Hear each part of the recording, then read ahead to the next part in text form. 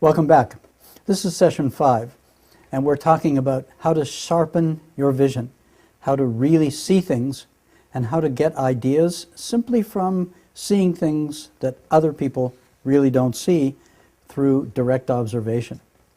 And to make this point, I'm going to talk a bit about a method for sharpening our vision. So there are really 4 steps in using sharp vision to create ideas. The first step is to really, really look, to really see, observation. The second is to capture what you're seeing in some fashion, by taking notes, by videotaping, in some other way capturing the insight that you see. The third step is analysis. Analyze the data that you've captured, analyze it carefully to identify this product gap, this need that people have. And of course the 4th step, which is most important, act. Act on your observation. Create something, create a prototype, an example, even a rough one, that embodies what you've seen, that creates value or potentially may create value for people. And don't be afraid of failing, because failure is part of success. What kind of information are we looking for? What is the trigger of use? When do people use something? When do people use the Quicken software? They use it when they're running their business. That's what the founder of Intuit discovered with his Follow Me Home program, and he didn't know that. How do people interact with their environment, with the product? How do they customize their product? Many car designers are located in California. Cars are important in California because you need cars to get anywhere. And people are very fond of their cars, and they customize them. And the way they change their cars, the paint, the detailing, sometimes give car designers really good ideas. Intangible attributes. What attributes are there to products that are not really concrete? And especially the last one, unarticulated user needs. What do people really need that they can't express to you, but you observe with empathy and you discover them by your observation? So I'd like to tell you a story, a little case study about chewing gum. How was chewing gum invented? And it was invented by a sharp observation, by an accidental observation, and a little girl. So here's the story. Chewing gum actually was invented by an American named John Curtis.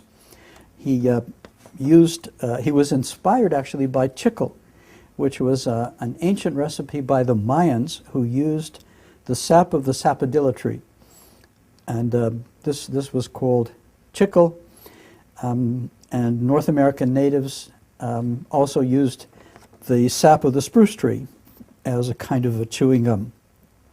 Curtis started selling flavored paraffin gum. Paraffin is the stuff that candles are made of, wax. So people actually bought flavored wax to chew. Now, fast forward. General Antonio Lopez de Santa Anna, Mexican dictator and general who mismanaged a battle, and Mexico lost a big chunk of territory to what we now call Texas. And Santa Anna fled Mexico after his failure and stayed at the home of a photographer on Staten Island, New York. The photographer was named Thomas Adams. And Santa Anna, being Mexican, told Adams about chicle.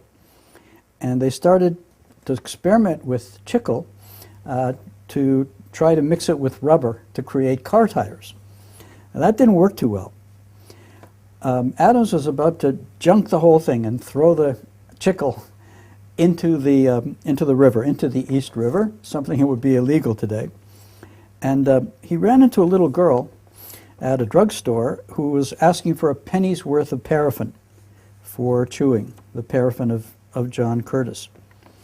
And he had an idea, watching this little girl, maybe he could make chewing gum not from paraffin but from this chicle, because he had a lot of big stock of chicle. He had to use it up rather than throw it out and waste all that money. What can you do with it? Maybe you can make chewing gum. So he started to sell little sticks of chicle to use up his stock of chicle. And in 1871, they went on sale. Adams New York Gum #1 cost a penny per stick of chewing gum. And then in 1880, somebody else invented flavoring and added flavoring to the gum.